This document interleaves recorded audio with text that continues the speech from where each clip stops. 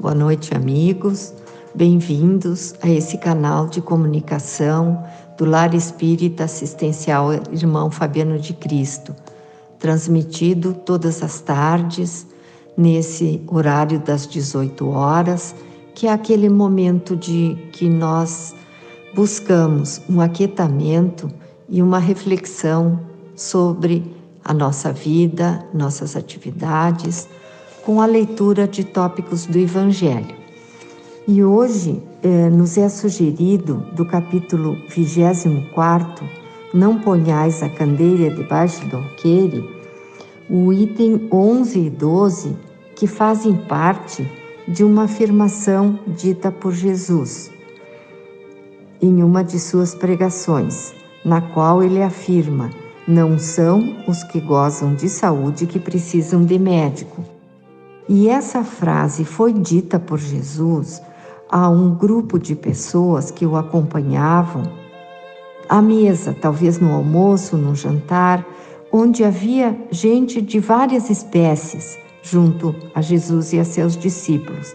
Gente de boa vida, gente de má vida, fariseus, publicanos, e justamente os fariseus é que se indignaram com essa mescla de pessoas que se achegavam ao mestre, e eles comentaram com os discípulos, né? Como é que o vosso mestre come com publicanos e pessoas de má vida? E aí Jesus, ouvindo, respondeu: não são os que gozam de saúde que precisam de médico. Isso é uma afirmação. E aí então vem o Espírito Verdade nos explicando essa passagem. Jesus se acercava principalmente dos pobres e dos deserdados, porque são os que mais necessitam de consolações, dos cegos dóceis e de boa fé, porque pedem se lhes dê a vista, e não dos orgulhosos que julgam possuir toda a luz e de nada precisar. E nos diz mais o Espírito Verdade.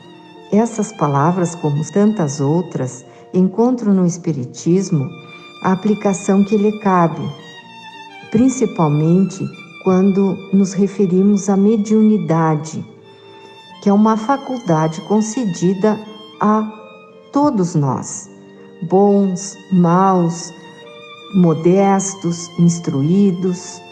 Parece, dizem, que tão preciosa faculdade deveria ser atributo exclusivo dos de maior merecimento. Digamos, antes de tudo, que a mediunidade, como já dissemos, é uma faculdade inerente da condição humana.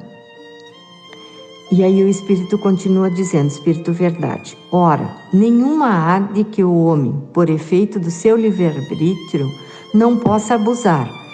E se Deus houvesse concedido, por exemplo, a palavra, senão aos incapazes de proferirem coisas más, maior seria o número dos mudos do que o dos que falam. Deus outorgou faculdades ao homem e lhe dá liberdade de usá-la, mas não deixa de punir o que delas abusa. Se só aos mais dignos fosse concedida a faculdade de comunicar com os espíritos, quem a usaria pretendê-la? Qual o limite entre a dignidade e a indignidade? A mediunidade é conferida sem distinção, a fim de que os espíritos possam trazer à luz a todas as camadas, a todas as classes das sociedades, ao pobre como ao rico, aos retos para os fortificar no bem e aos viciosos para se corrigir. Não são os viciosos os doentes de que necessitam médico? Porque Deus, que não quer que a morte do pecador, o privaria do socorro que o pode arrancar ao lameiro. Os bons espíritos lhe vêm em auxílio, e seus conselhos, dados diretamente, são de uma natureza que os impressiona de modo mais vivo do que se eles ouvissem da boca de outras pessoas encarnadas. Deus, em sua bondade, para lhe poupar o trabalho de ir buscá-la longe, nas mãos lhe coloca a luz. Não será ele bem mais culpado se não a quiser ver? Poderá desculpar-se com a sua ignorância quando ele mesmo haja escrito com suas mãos, visto com seus próprios olhos, ouvido com seus próprios ouvidos e pronunciado com a própria boca a sua condenação? São indagações que o Espírito Verdade nos faz. Se o possuidor da mediunidade não aproveitar, será punido pela perda desta faculdade ou pela perversão da faculdade que lhe for outorgada. Nesse caso, não é daquele que é dotado de uma mediunidade ostensiva, a utiliza mal ou então a nega, é que os espíritos maus, os espíritos obsessores, passam a enganar e atacar frequentemente os portadores dessa mediunidade e causando aflições reais, né? Seria uma forma de entender como Deus pune aqueles servidores indignos que por orgulho, por vaidade, por egoísmo, não exercem essa faculdade ou a exercem de forma equivocada. E o Espírito Verdade conclui assim este ensinamento: a mediunidade não implica necessariamente relações habituais com os espíritos superiores. É apenas uma aptidão para servir de instrumento mais ou menos fácil aos espíritos em geral. O bom médium, pois, não é aquele que comunica facilmente, mas aquele que é simpático aos bons espíritos e somente deles tem assistência. Unicamente nesse sentido é que a excelência das qualidades morais se torna onipotente sobre a mediunidade. Então, pela palavra de Cristo, de que não são os que gozam saúde que precisam de médico, é que o Espírito Verdade faz a analogia com essa faculdade que todos os espíritos encarnados são dotados, da mediunidade. O que é a mediunidade? É a capacidade de comunicação entre um plano e outro da existência, entre espíritos encarnados com espíritos desencarnados. E nos afirma que esta é uma faculdade de todos nós. Alguns vêm com uma qualidade mais apurada, têm mais facilidade, alguns têm uma sensibilidade maior.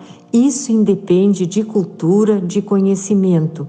São faculdades, são ferramentas para que o espírito se aprimore, adquire conhecimentos e possa, através desse canal de comunicação com o plano espiritual, deixar passar ensinamentos, mensagens, apoio e consolo a todos os que, como nós, acreditamos na transcendência da vida e acreditamos que há este canal de comunicação transmitido através dos espíritos encarnados.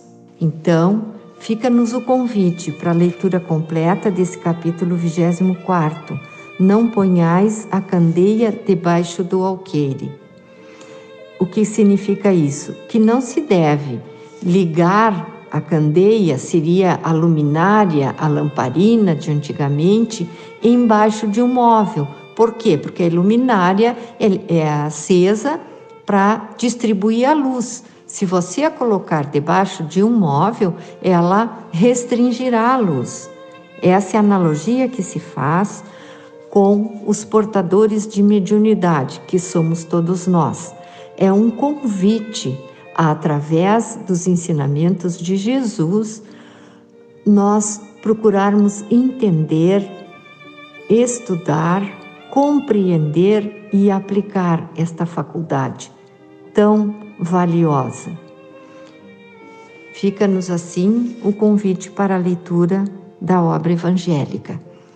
Que Fabiano de Cristo e toda a sua cúpula espiritual nos abençoe e proteja hoje e sempre. Que assim seja.